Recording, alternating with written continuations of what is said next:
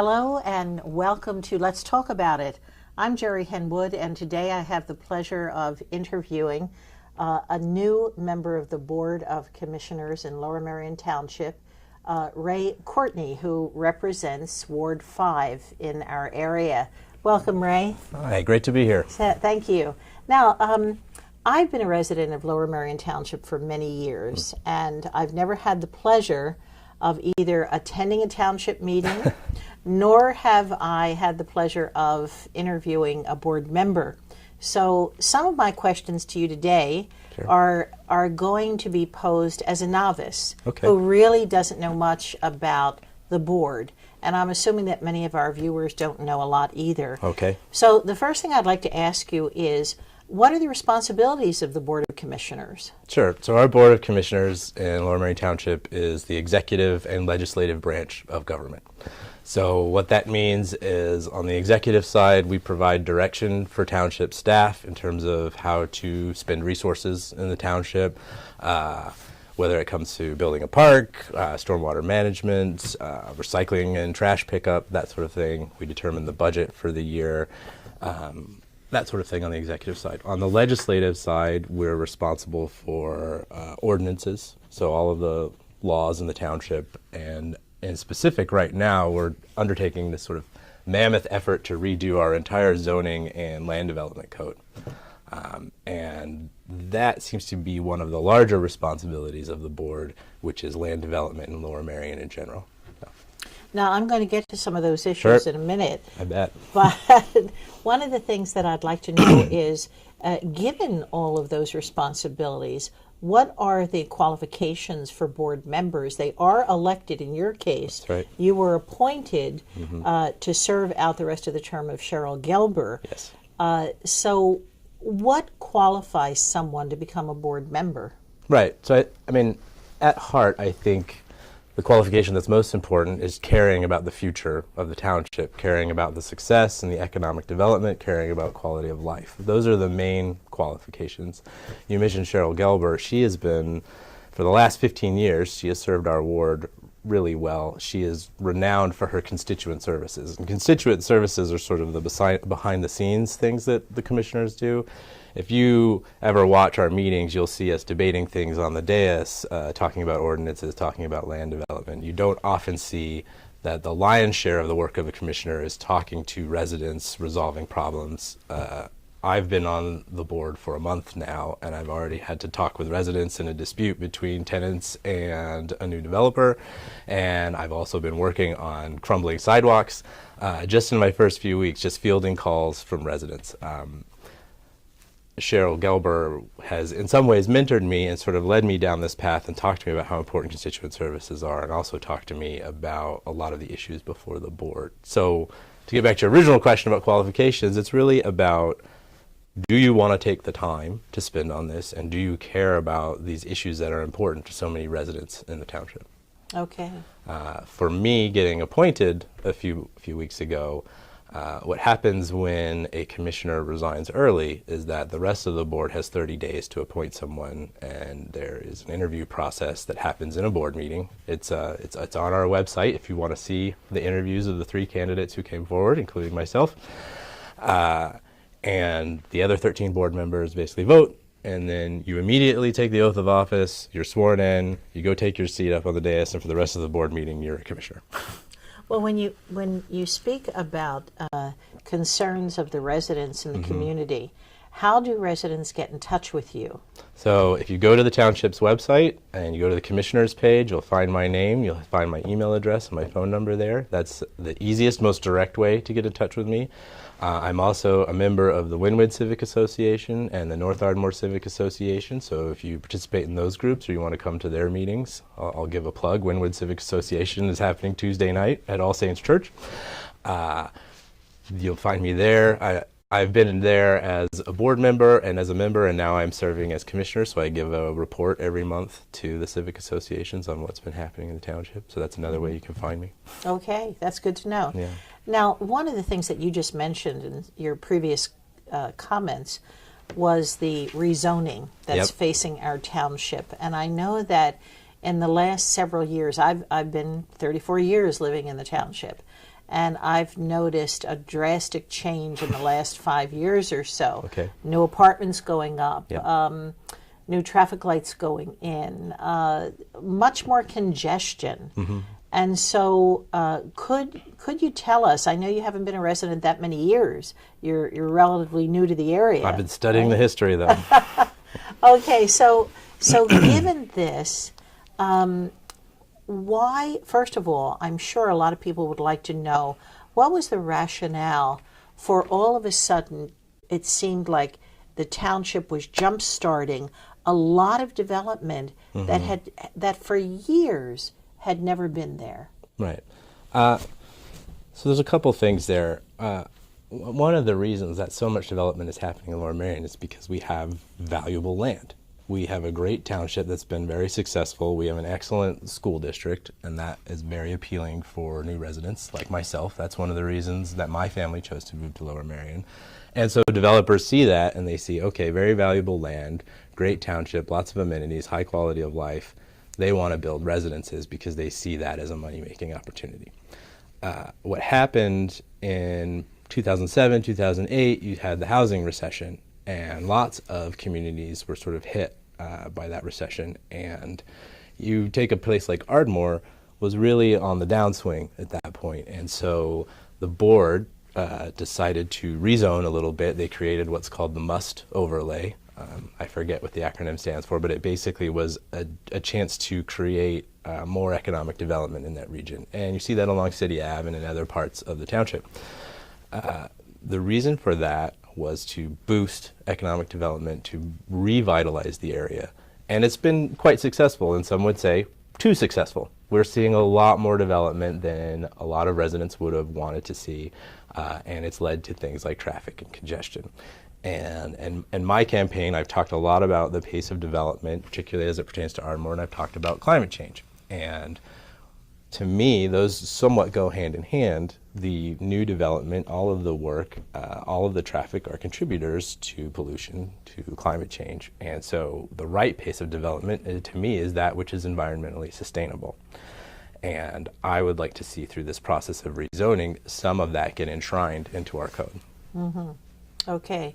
And that's very important because early on when I first moved here, a friend from upstate Pennsylvania was visiting and was commenting on how beautiful the area was, mainly a lot because of the trees. Yes. And he said that he looked it up and found out that Lower Merion per square mile had the most trees in the United States, believe it or not.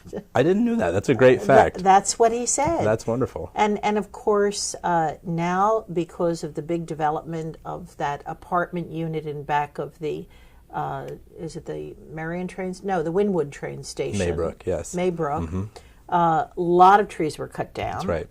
And so, you know, there are people, longtime residents, who are very concerned about that because they're seeing the changes between the way the community used to be compared to where it's moving. Now, here's another question. When you talked about the environment and climate change, and we were talking about trees, one of the things that was in the Mainline Times regarding your appointment was that we have 100% green efficiency. Right. So last fall, when the township's electricity contract was up for renewal, and this was before I was on the board, but I was watching, paying attention, the board voted to go to 100% green electricity. And what that means is that your electricity sources, instead of coming from, say, coal, are now coming from more renewable energy sources like solar, wind, geothermal, that sort of thing. And so for the township, it was a 2% increase in cost, but given what benefit we have, it seemed like a worthwhile expense. Okay. And that's also something that any resident can do. If you look at your PICO bill, if you flip through all those things that come in the mail, there are options in there that residents themselves can switch over to greener, more renewable electricity sources. And that does have some additional costs, so it's up to each individual whether that's a cost you think you ought to bear, but it's certainly worth considering, and the costs are coming down. Oh, good. That's good to hear. The other thing that the article mentioned was we have a transportation fleet. That's right. And I didn't know what that meant. What is our transportation fleet? So the Lower Merion Transportation Fleet is basically any vehicle owned by the township. So trash trucks, recycling trucks, the police cars, Parks and Rec has some vehicles, Department of Public Works has some vehicles, we've got wood chippers, tree trimmers, big cranes, that sort of thing. So what happened in that earlier this fall, again, all of these things sort of happen around budget time. The Director of Public Works put forth his list of the fleet vehicles that would need to be replaced this year. There's about 50 vehicles on the list. And I was pleased to see that a few of those vehicles were going to be hybrids, particularly the police cars. I understand. Good. The other thing that they were talking about, well, let me ask you, in terms of the climate and the environment here in Lower Merion, are there other things on the docket or things that you would like to see happen? So even before I got involved, we have been focused on stormwater management here in Lower Merion. We have what's the state defines as an MS4 sewer system.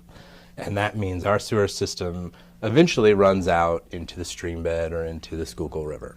And for environmental protection, there are regulations and restrictions that we have to abide by if that's what's going to happen in our sewer system. And so I think it's important for everyone to note that when you're washing your car or it's raining or you're dumping water out of your pool, if that's running out onto the street and into the sewers, eventually that water is going to make it into our natural waterways. And so what we are in the process of doing on the board is sort of cleaning up, making the necessary improvements and maintenance on all of our stormwater management on our sewers. Going forward, where I think we ought to go is to have a higher, I always get it backwards. Impervious surface means surfaces that water cannot pass through. So your driveway, concrete. We should have more restrictions, and you'll see this in the new zoning code, around how much impervious surface a particular piece of property is allowed to have, because that directly affects stormwater management. And I think we can also add incentives so that if you make stormwater management improvements on your property, and this is for both residents and for businesses, then you can get around certain restrictions on the amount of impervious surface. Got it. Yeah. Now, you may or may not know anything about this, but when I moved into the township, I was told that under the ground in Lower Merion, there are lots and lots of creeks. I do know about that. Okay. One of them bubbles up into my backyard every so often. That's right, mine too. Yeah. And I was just wondering about the drains in our driveways, and because of those creeks, is that an intersection of creek water? And so we have to be concerned about that when we put things down the drains. I think you should always be concerned about what's happening with your wastewater, what's going into your wastewater. I'm not super familiar with what the intersection is from just sort of rainwater runoff, creek bed, and where that starts to intersect with wastewater. That's part of what these MS4 regulations specify, is what needs to happen to the wastewater before it starts to intersect with the natural water. Okay.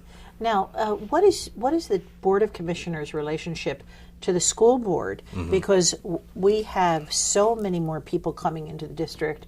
As a former employee of the school district, I was a teacher at the high school.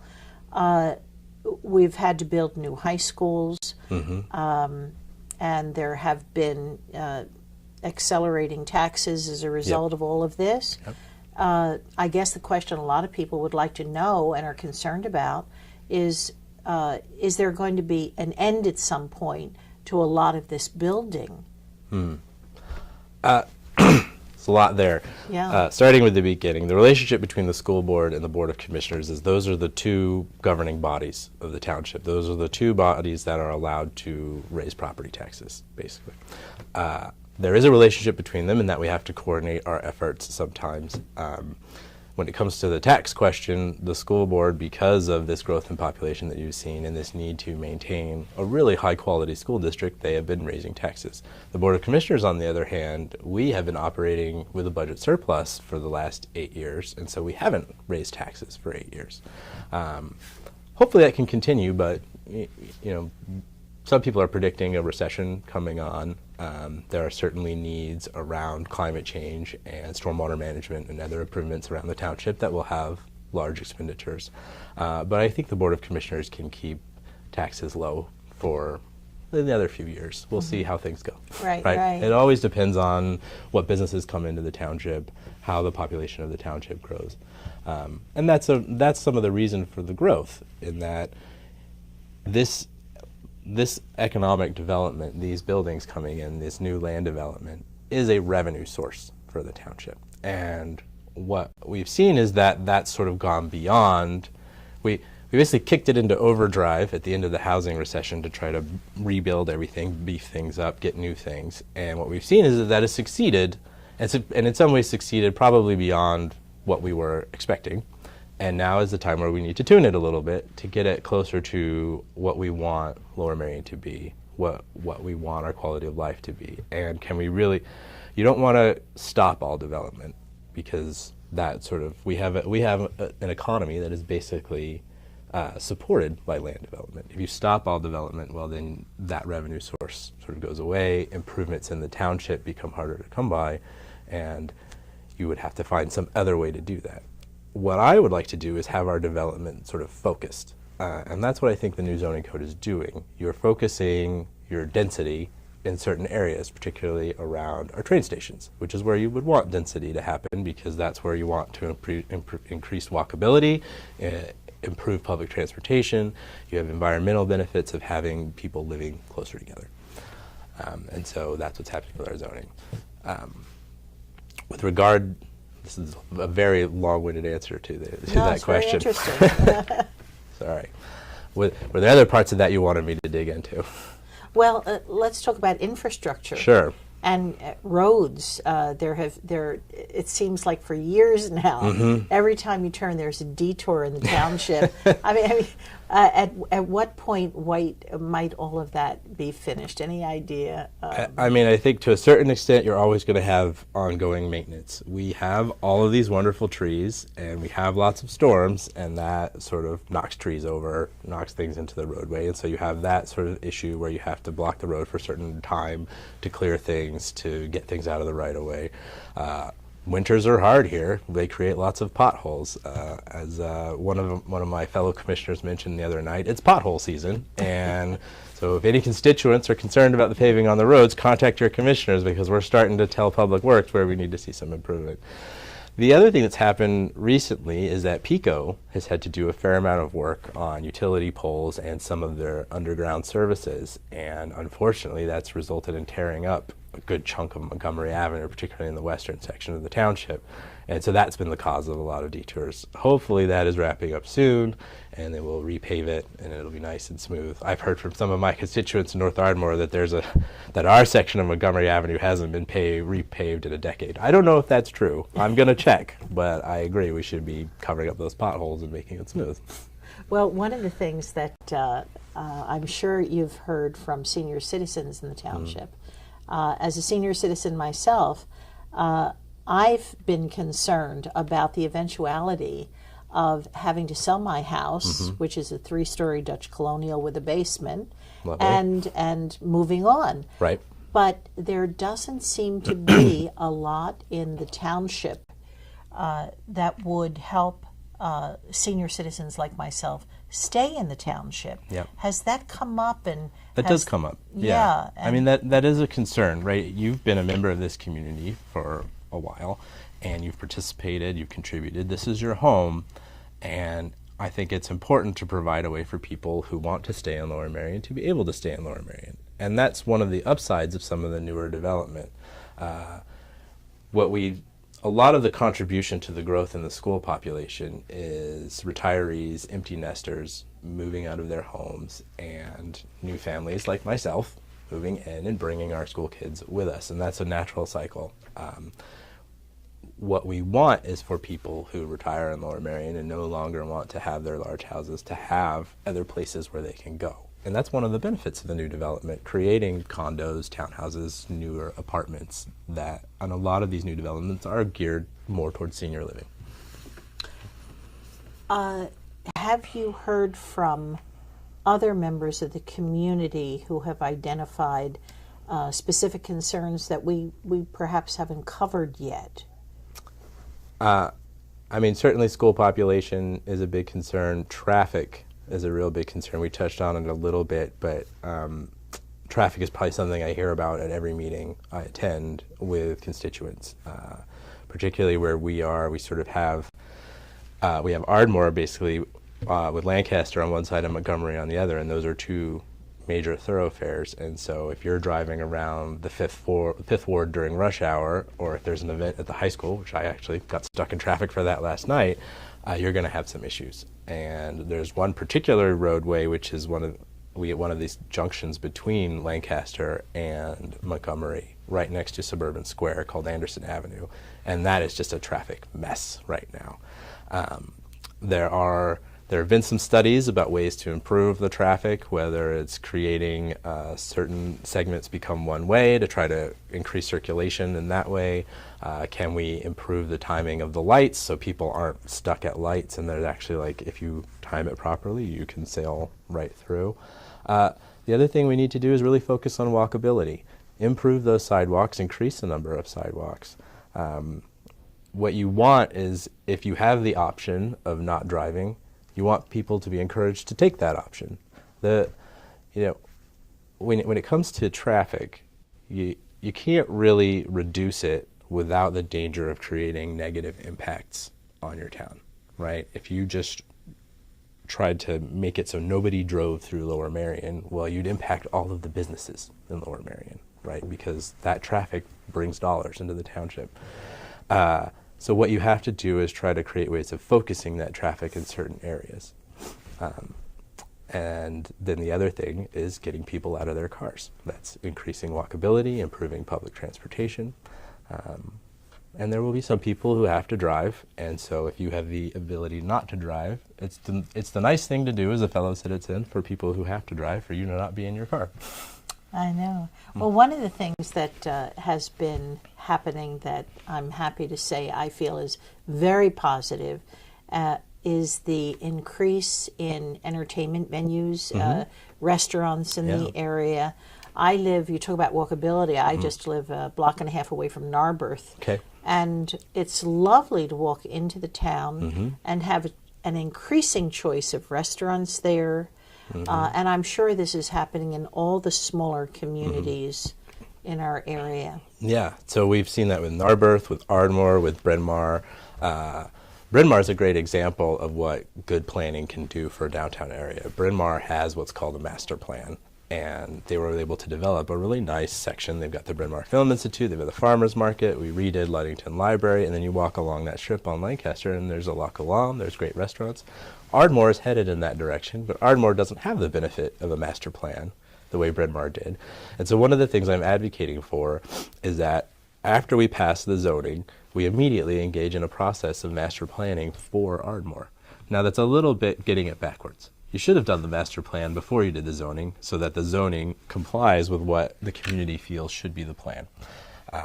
But we didn't do it in that order, and that's okay. But so what we need to do is make sure that when we roll out the zoning code, it will account for the eventuality of a master plan in Ardmore and for the eventual changes to the zoning that might create. My wife and I, when we chose our particular location, we're basically on the corner of Montgomery Ave and Penn Road. It's great for walkability. We can walk into Narberth, and there's a nice walking trail if you cut through Maybrook, as we mentioned earlier. That's something that our previous Commissioner, Cheryl Gelber, spent a lot of time on, and I think she created a nice amenity for the township in doing that. And it was a great negotiation between her and the developer of that development.